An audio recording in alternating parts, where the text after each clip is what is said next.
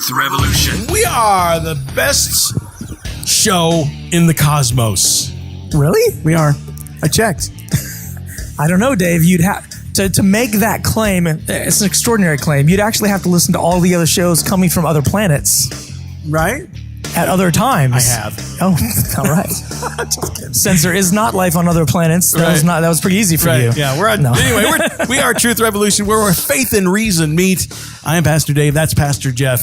And we are from Revolution Church in Salina, Kansas. We would love for you to come out to Revolution Church. You better. We'd love to have you out here anytime. Doesn't matter what you wear. We just want you as you are. But hey, we got an announcement. We are going to a monthly instead of weekly broadcast. A monthly instead of weekly broadcast. So for the next few weeks, you'll hear us every week. Starting on April 1st, Easter, we're going to go to monthly. So you hear us the first Sunday of every month. And that's it. So you want to update your podcast settings and make sure you get automatically notified. If you're listening on the radio, you probably want to make sure you get the podcast. Right. So go to truthrevolution.tv. Check us out there so you don't miss any of our monthly podcasts going from here on out. Right. So, I wonder if maybe I should post something on the website that basically says something like that. It probably wouldn't hurt. All right. So, all right. Today we have a very special guest. Right. Because, we're going to talk about something that's pretty serious today. Something that's kind of been in the news lately. Yeah. Tell us who's on with us. Well, we have astronomer Hugh Ross. He's the founder and president of Reasons to Believe, an organization that is dedicated to integrating scientific fact and biblical faith. Yes. Welcome, Dr. Ross. Love to have you. Well, thank you. So it's always great to have you here. Now, today we're actually talking about Stephen Hawking a little bit, about one of the statements that he made before he died. We just actually got news that he died not too long ago. Now, before we get into what he said and what we're going to tackle there, everybody knows the name Stephen Hawking. Right. And I think most people know that he did a lot of work with black holes. Could you maybe give us just a little more information on what it was that he studied and kind of how he got famous or what his area of study in particular was? Well, it goes back to his PhD thesis. He was interested in the singularities applied by Big Bang cosmology.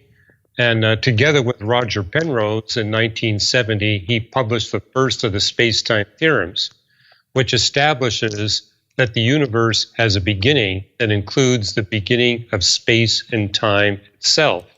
A few years after that, he was interviewed by the Reader's Digest, where he said, "We prove that time is the beginning.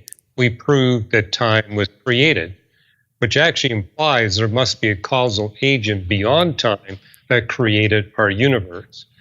Now, since that time, other physicists have taken his space-time theorem and extended it. Today, we've got about 30 different space-time theorems.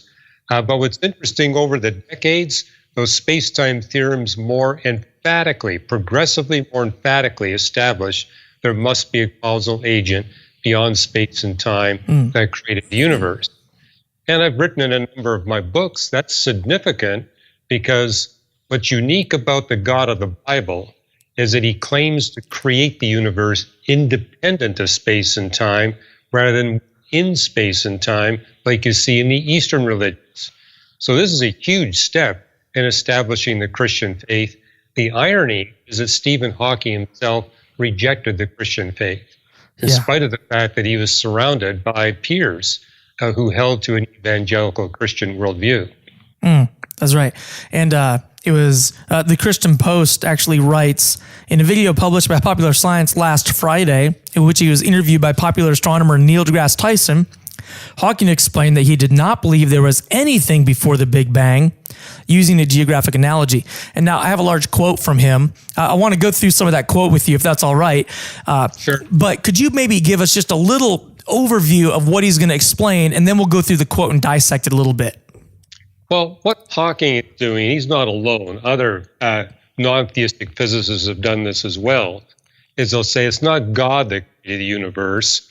It's something beyond our physics. And typically what they're doing is they're deifying nature. They're attributing to the universe characteristics that the Bible tells us that God and God alone possesses.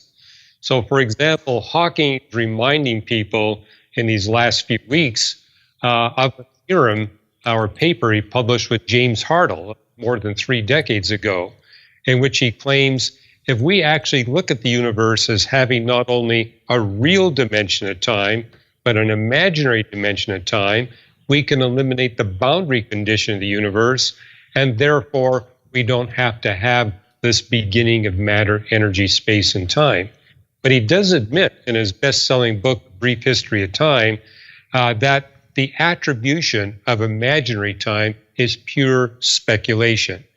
He's putting that on the universe without any physical evidence that that is true. But the Bible is clear. The universe and everything in it is constrained to linear time. Only God has got access to geometric time.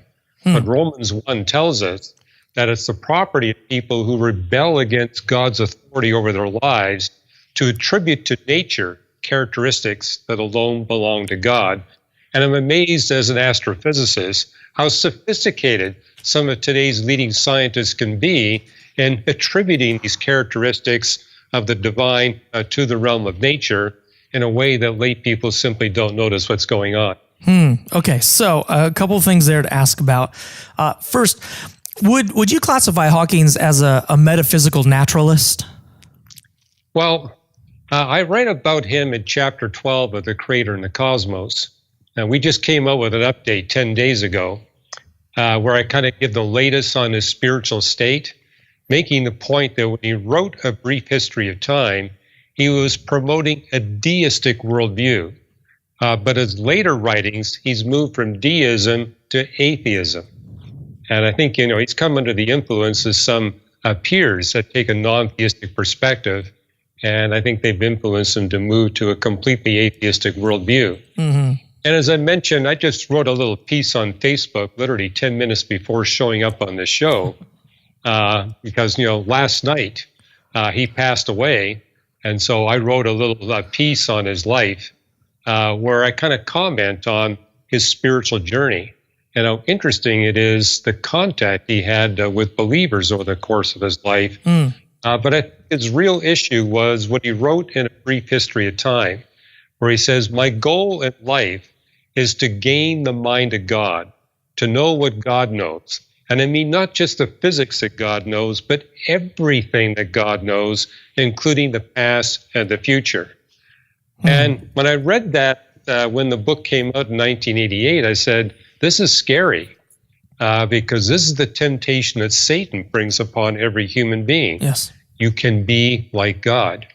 And I'm wondering if that's what really caused him to make that shift away from deism to atheism. Fascinating. I did not know that. I'm going to have to check out that Facebook post. Now, let's get back into kind of what he said.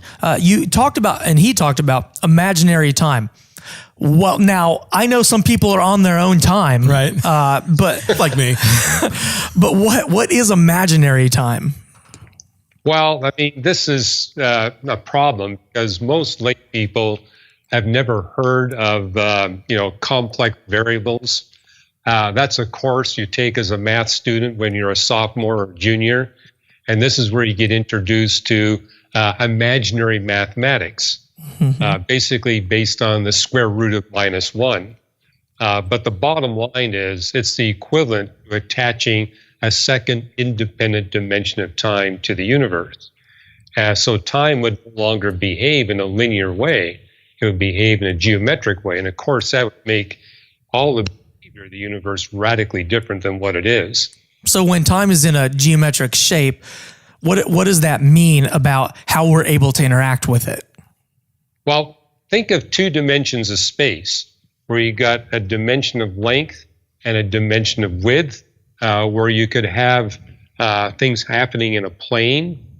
Well, likewise, imaginary time allows you to think of time as not simply a line, but as a plane. And in a plane of time, you can have an infinite number of timelines running in an infinite number of directions. And I point out in my book, The Creator and the Cosmos, if you've got access to a plane of time, then in the timeline of this universe, you have no beginning, you have no ending, you are not created. Now, I argue everything in the universe, including the universe, must be created because it's constrained to linear time. But an entity that's not constrained to linear time wouldn't have that imposition. But notice in the Bible it says that God and God alone has no beginning and no ending and is not created. He is the author of time. He created the cosmic time dimension. Therefore, he's not subject to time. But it also tells us in the Bible he's immanent. He's not only transcendent to everything he creates, he fills everything he creates, creates space-time dimensions at will, and remove them at will. So he can do all these things, but the universe can't. And that's kind of what Hawking was doing. By putting this imaginary time attribute in the universe, he was actually enabling the universe to be something that it is not. And some people are going to say, well, it's called imaginary. Doesn't that mean by definition that he knows it's not real? And that's not what that word means. It's not what that word means. It's kind of like using the word theory in scientific theory. It doesn't mean it's just a concept that someone's playing around with, right? What is the word imaginary? Give a definition for that. Well, it means something different in mathematics. In fact, I took a whole 2-semester course on imaginary mathematics. And it's not imaginary at all. It's real in the sense that we discover is that by invoking an imaginary component to our real mathematics, the mathematics actually gets simpler to solve problems that have bearing in reality. I mean, to give you an example, in radio astronomy, we invent 2 more dimensions of space. So we have X, Y, and Z, and we call the other 2 dimensions U and V. And we discovered that by doing our mathematics in 5 dimensions of space, it's actually easier than trying to do it in 3. Then we translate from the 5 back to 3, and we get this beautiful map at radio wavelengths of a galaxy structure. And so we're actually able to take advantage of what is, quote, imaginary to achieve solutions to problems that are real. Okay. And how does that relate to imaginary time? Well, what Hawking says, hey, just like in imaginary mathematics, we invoke these extra dimensions of space. Why don't we do that with time and see what happens? And so he wound up writing a famous research paper where he says, hey, if we do it in just the right way, we can eliminate the boundary conditions of the universe. Therefore, the universe has no beginning. And he says, if it has no beginning, what need do we have for God? And what he wasn't really saying there was no God, but he's saying we can push God out of the way from doing anything really important. Yeah. That's why I said that back in the 80s, he had a deistic worldview, but now he's actually saying, well, in the years before his death, he was writing, atheistic worldview concepts. Yeah. And hey, as a scientist and as a pastor, I know a lot can happen when somebody realizes they're only hours away from death. It seems to be that moment when they realize, hey, nothing matters except my spiritual state and eternal destiny. And so I'm not putting it past the Holy Spirit that maybe Stephen Hawking did serious spiritual business with God in the last hours of his life. Right. But the truth is, we simply don't know. But he certainly had plenty of background information from the evangelical Christians in his life to know how to go about doing that kind of business. That's good news. All right, let's get to his quote that you had in the video. He starts out and he says, nothing was around before the Big Bang. Now, I want to analyze that sentence there because when he says nothing was before, that word before is almost a misnomer if I understand it right. He's not saying there was a before and before there was nothing. He is actually talking about time being more infinite and circular. So the word before kind of it doesn't really belong there. Is that right? Yeah, the word before is a problem because if we're talking about a beginning of time, how can you talk about before in our time context? But also the word nothing is problematic. I tell lay people, whenever a physicist tells you that the universe came from nothing, always ask, what kind of nothing do you mean? And what I've discovered is, without exception, the kind of nothing that they're talking about is always something. In Stephen Hawking's case, it could be the law of gravity. Well, the law of gravity is not nothing, it's something. And there's a famous book put out by the atheist physicist Lawrence Krauss of Arizona State University, and the title was A Universe from Nothing. And I wound up writing a review of that book. It's up on our reasons.org website, where I point out that the nothing he's referring to is something. In fact, there's 9 different kinds of nothing that physicists speak about. And I had fun once. I gave a sermon in a church where I talked about everything you want to know about nothing and described the 9 different definitions of nothing that physicists think created the universe. Every case, it's really something. That is funny. So, example, they'll say, well, the universe came from the quantum space-time fluctuations. Well, yes, there is a lack of matter, there is a lack of energy, but you've got space-time fluctuations. And in theoretical physics, you can use those space-time fluctuations to make matter. So space-time fluctuations are not nothing. Yeah. Okay, and that's really important for us to understand. Right. Of course, you talked about Lawrence Krauss there, another famous atheist scientist who is still alive at this point. Okay, let's get to the next part of this. He says, according to Einstein's general theory of relativity, space and time together form a space-time continuum, and which we as Christians would agree with that, right? Right. Okay. He says, which is not flat, but curved by the matter and energy in it. It was always my understanding that philosophers, physicists, whoever understood that matter and time were intrinsically linked, but Hawking is basically saying that's not the case. Is that what he's saying? Well, it's not the case today. Okay. I mean, Hawking is right that you can't separate the time dimension of the universe from the space dimensions. They are linked.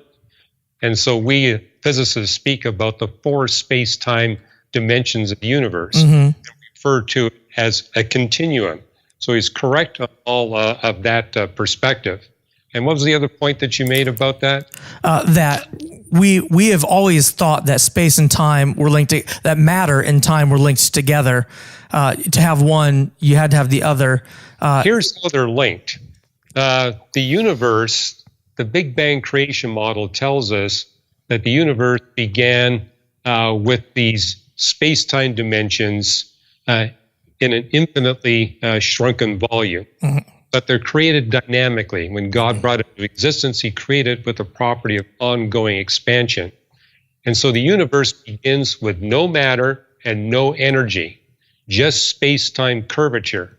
But the space-time curvature is extreme. And as the universe expands, the curvature is released.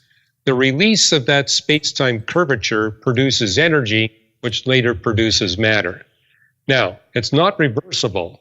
You can't take the matter and energy of today and compress it to get space-time curvature.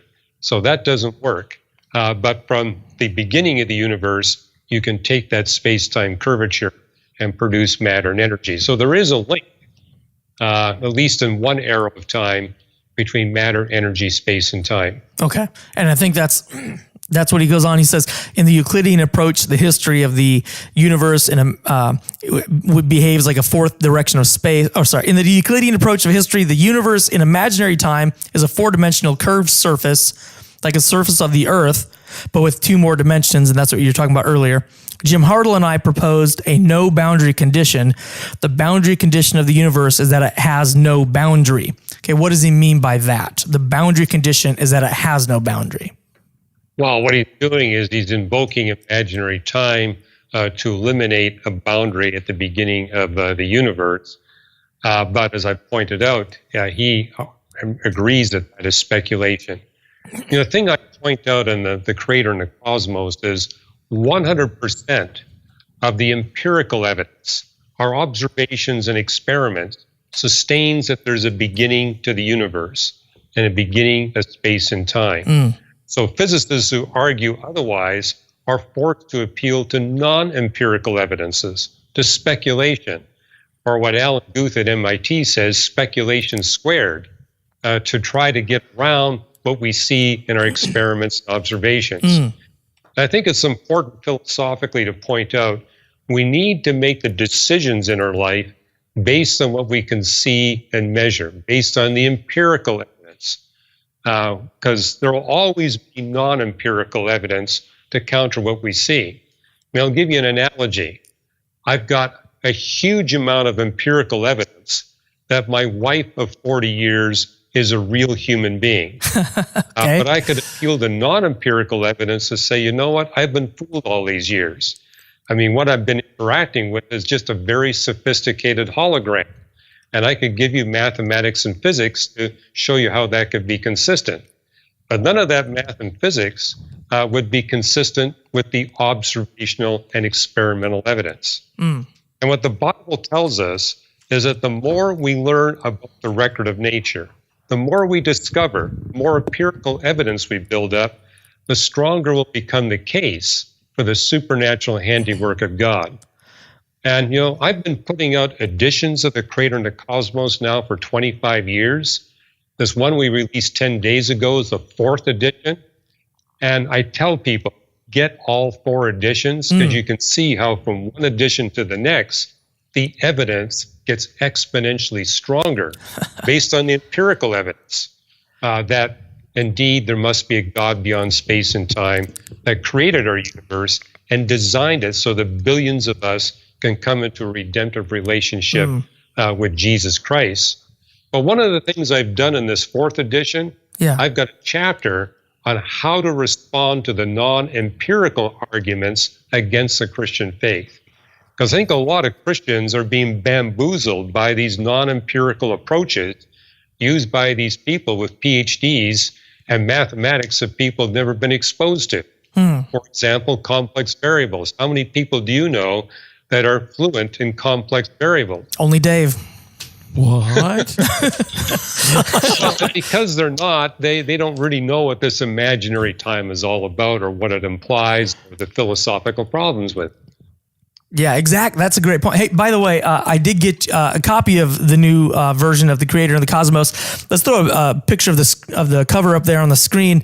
Yeah, this one, right? Yeah, there we go. Hey, that one right there. Creator and the Cosmos. Man, great stuff, by the way. Every copy of this book, and I have multiple copies, multiple versions of it. So you are so right. The evidence just keeps piling on. But let me ask a question, because I don't want to just sit and say, okay, let's look at the empirical evidence. Flat earthers? Aren't flat earthers the type of people who say we can only rely on empirical evidence? And when you look out, the horizon's flat, and doesn't that lead to that sort of thinking when you reject abstract ideas? Well, you need to look at all the empirical evidence. I mean, if you look at a place on Earth where it's super flat, and you've got a lake, for example, it's large, what you'll notice is that the buildings on the other side, you can't see the bottom part of the building. You only see the top part of the building. And if the Earth was really flat, you'd be able to see the bottom part of the building as well as the top. So, yeah, I mean, I tell the flat Earth people, actually look at all the empirical evidence. When was the last time you were in an airplane at 45,000 feet? If you're only at 20,000 feet, you look out the window of the airplane and it looks kind of flat. But if you're at 45,000 feet, you can easily see the spherical component of the horizon. What they call the crow's nest effect. If you're up in the crow's nest of a sailing ship, you can see a greater distance than when you're on the deck of the sailing ship. And that's one reason why sailors, even hundreds of years ago, even in Columbus's time, knew the Earth had to be spherical, because the guy in the crow's nest could see stuff that the people on the deck couldn't see. Or I tell people, when you're in an airplane flying, say, from Athens down to Johannesburg, you're going to cross the equator. Yeah. And if you do it at night, look out the window. You're going to see something really interesting. You'll see the constellations slowly turn upside down. That would never happen on a flat Earth. What? Wait. Are you serious? Blew my mind. Explain that in part again. Explain that again. Well, I've actually been on an airplane several times crossing the equator. And yeah, as an astronomer, I like to look out the window and see what happens to the constellations. Watching Orion, for example, turn completely upside down. And yeah, talk to your friends in Australia. They'll tell you all the constellations are upside down compared to what we see in the sky. Interesting. So there really is a down under. I'm so confused right now. Okay, that's great. Yes. All right, hey, we're going to answer a Bible contradiction and get into a domain where I'm not so flipped out. Bible contradiction. All right, Bible Contradiction today brought to you by infidels.org. Did the women say something about Jesus' empty tomb, or did they not? Okay. Matthew 28:8 says, they went out quickly from the tomb with fear and great joy and ran to bring his disciples word. Okay, so they went out, they told people quickly. Mark 16:8 says, they said nothing to anyone and they were very afraid. Okay. We use a cracked acronym to solve contradictions, to interpret the Bible. And the very first C is? Context. Context. All you got to do to solve this is read the context. Okay, Mark chapter 16:8 is where it says they said nothing to anyone. But let's just read a couple more verses. Okay, this is verses 8 to 11. Let's go ahead and read it, Dave. Yeah, it says, they said nothing to anyone, for they were afraid. Now, when he arose early on the first day of the week, he appeared first to Mary Magdalene, out of whom he had cast 7 demons. She went and told those who had been with him, as they mourned and wept. And when they had heard that he was alive and had been seen by her, they did not believe. Okay, so she did say something, even in the book of Mark, where a couple of verses earlier it says they said nothing. In fact, it says, okay, those she told those who had been with him, quote, those who were with Jesus, which is exactly what Matthew 28 says happened. They went and told the disciples. So why would Mark 2 verses earlier say nothing, say they told nobody, when in fact she did go tell people? Well, okay, the A for author's intention. What was he trying to communicate here? Could you imagine any scenario in which you'd say they said nothing, then they told someone? Let's just imagine a military private was on guard duty at an army base. Right. He saw some soldiers planning a terrorist plot. He said nothing to anyone. He went straight to the general on the base and reported their plan. But then he said something to someone. See, and this is exactly what's coming across, right? It's pretty much exactly what the book of Mark said. The intention there is not to say you never say anyone to anything or anything to anyone. The intention is to say, generally speaking, they kept this information to themselves, except for those people who needed to know. In fact, you just look back a few verses in Mark, verse 7 says, an angel said, go tell his disciples. Right. So it says, go tell his disciples. So they said nothing to anyone and went straight to the disciples. Wow. So this isn't a contradiction. This is just Common clarifying who they were telling and who they weren't telling. Right. Hey, Dr. Ross, is there anything you want to add to that or about Bible contradictions in general? Hey, you guys did a fantastic job on that. Thank you. Oh, thanks. Do you find as a scientist, people bringing up scientific contradictions to you ever and solving those is interesting? Oh, yeah. I mean, and I've seen them doing that in the Bible where they say, okay, Isaiah 40, it says God looks down the circle of the earth. Does that mean that the earth is flat? And point out to them, hey, if you're above spherical body, it's going to look spherical or circular from all perspectives. Yeah. Right. And actually, the Hebrew word there means circle or orb. It's got 2 different definitions. Yeah. It's actually a great text to take people to say, this is a Bible text in the book of Isaiah that shows that the earth is spherical. Yeah. And it's funny, we just did a show about flat earth, the Bible, what the Bible says about flat earth or round earth just last week, I think it was. So we talk about how you also have to understand what the Bible's main point is. A lot of times the Bible uses language that our culture uses when it's not trying to be scientifically accurate. But that's the answer for our contradiction today. Bible contradiction. All right. So, we're almost done here. Dr. Ross, we got another minute or so. What would you say the bottom line is when it comes to your book and what Hawking said? Okay, I mean, you basically already answered everything that Hawking brought up, didn't you? Well, I did, but the bottom line is this. The more we learn theoretically about these space-time theorems, the more compelling those space-time theorems become, that there must be a God beyond space and time that created everything. Another famous atheist physicist is Sean Carroll at Caltech.